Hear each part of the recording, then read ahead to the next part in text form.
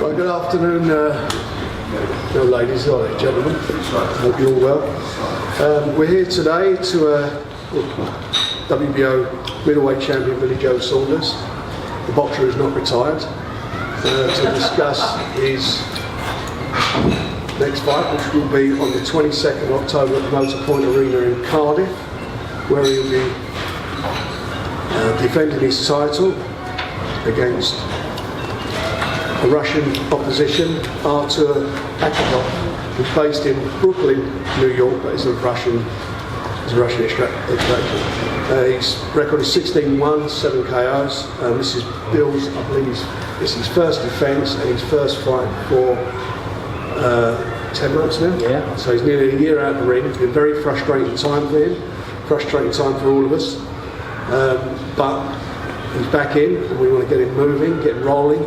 Hopefully he looks good and does the business against Akavov, and then we can get down to what we've been trying to do for the last year, I suppose now, in getting him in a significant and big name fight. Having said that, Akavov isn't coming to roll over. He comes from Al Heyman's stable of fighters, looked after by Lou DiBella. So, Bill's got to be top of his game. He's got to get that ring rust out of his system and show the world that he is one of the best in the middleweight division, and he's entitled to be up there fighting the likes of the Golovkins and the Canelos. We know also on the card we've got the British Super Welterweight Championship between Liam Williams and Ahmed Patterson, two undefeated fighters, which should be a very exciting fight. Bradley Skeeter defending his British welterweight title against Shane Singleton of Manchester. And Tommy Langford, we found an opponent for him. Sam Sheedy, he's only lost one fight. He's showing he's got bigger balls than Mr. Eubank, and he's fighting Tommy Langford. And then we've got a great undercard standout fight being Tom Stalker against Craig Evans in the which will make the third time these two guys have got it together, and they've been two cracking fights before then. Also on the card will be Paul Butler, Jamie Cox, Leon Woolstock, Anthony Yardy, and many other of our good young fighters. Anyway, Bill's here. I know you've got questions to ask, so please feel free to do so. What's it been like for you in that period? First of all,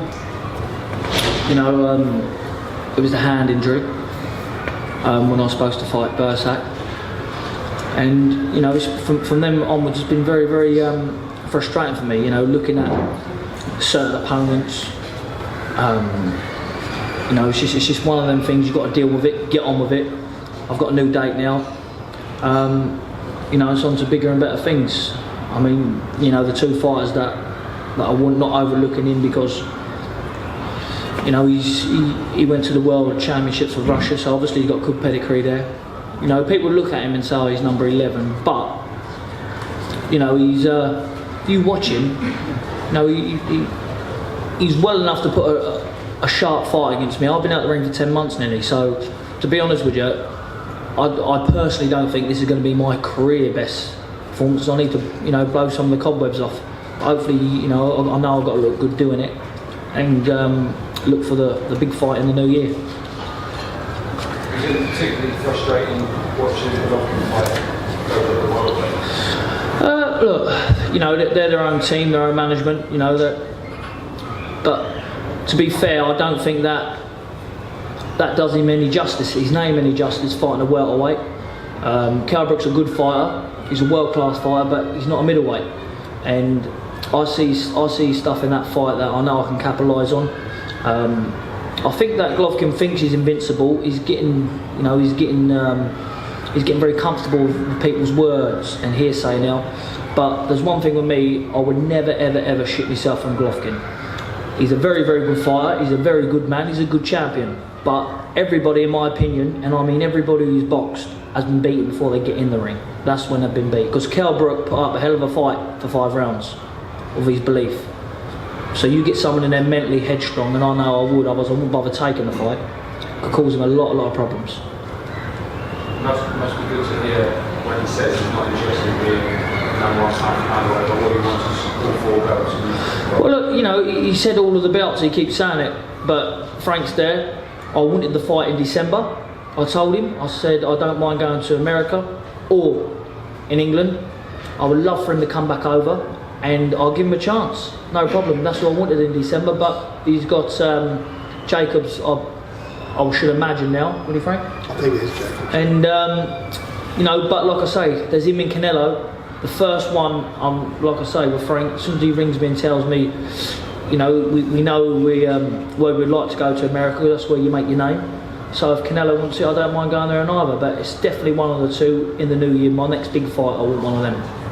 It's more likely Frank Canelo. Well, I think it's based on a couple of factors who the fight will be against. I mean, obviously Bill's the WBO champion, so that's very, you know, that he's got a very important belt. Canelo, they've got it in their head, the two of them, that they're going to fight in September next year. That's when they've got penciled in that they'll be fighting each other.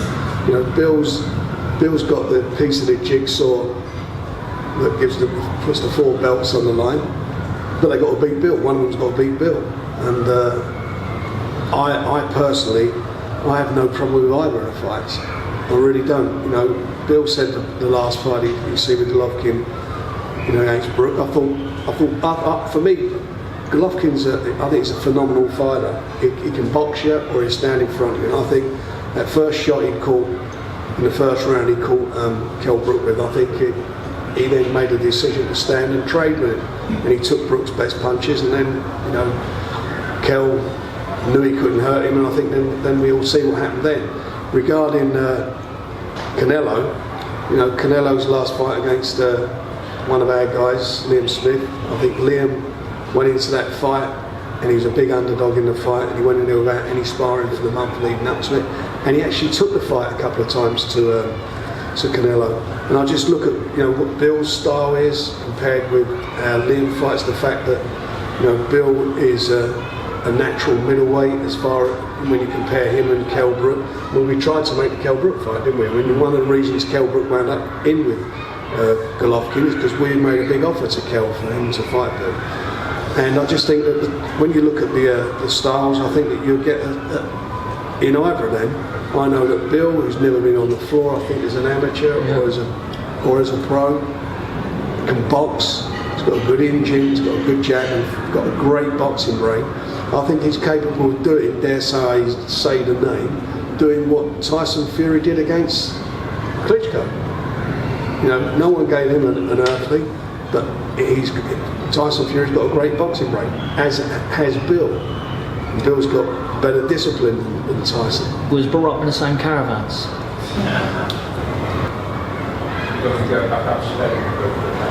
I will be. Well, I've been out in Spain for the last, going back 3 weeks ago. I was out there for 6 weeks. I came back. I've done 3 weeks here. I should finish the last 3 weeks back off here, but hopefully be looking for another date shortly out of this one, and a week out of this fight I'll probably be back out to Marbella. I think that because I know I'm in this sort of fight now, in the talks of the 2 big names, people's only seen me when, you know, I've had 10 months layoff and 5 months out the ring and 4 months out the ring, and, you know, I've never had a consistent run.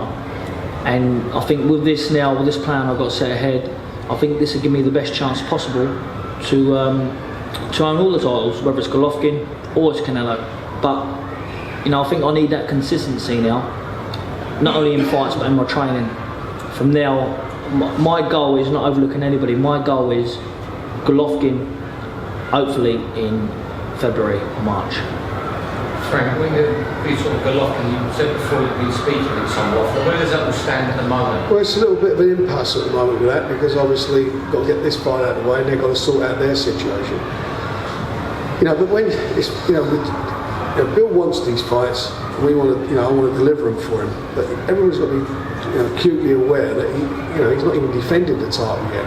He's won a title and not defended it. You know, fights have fallen through for various reasons, nothing to do with Bill. All fell out of bed because of, you know, in fact, one of the reasons was the, you know, Eubanks. But the bottom bottom line of it is he's stepping up to the plate very quickly. He's going to have this fight, and then he's in that mix, and then he'll be fighting one of those.